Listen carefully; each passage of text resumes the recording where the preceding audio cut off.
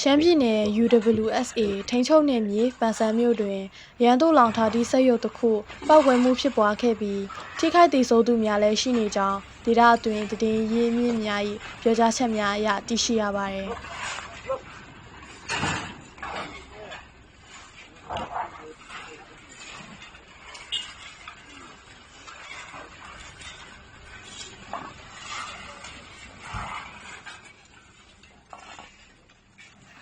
အဆိုပါပောက်ကွဲမှုမှာပတ်စန်းမြို့ရောင်ပန်းရွာတွင်မနေ့ကဧပြီလ9ရက်နေ့ညနေ4နာရီခန့်ကဖြစ်ပွားခဲ့ခြင်းဖြစ်ပါတယ်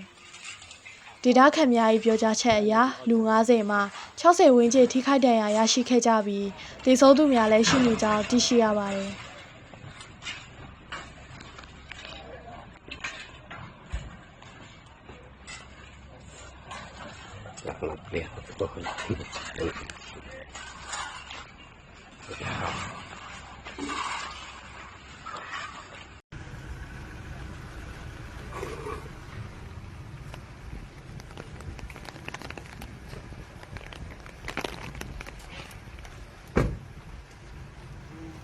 ပောက်ကွဲမှုဖြစ်စဉ်အတွင်းထိခိုက်ဒေဆုံးသူအရေးအတွက်အတိအကျကိုတော့လက်ရှိအချိန်အထိတိကျအတည်ပြုနိုင်ခြင်းမရှိသေးပဲဆက်လက်စုံစမ်းစစ်ဆေးနေဆဲဖြစ်ပါတယ်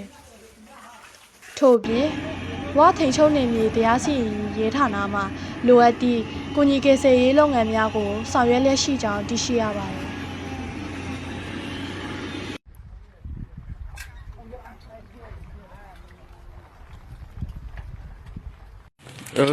อจะอยู่ช่างนั้นหอยปอตอดที่หอยวิเลอะมากระแทะ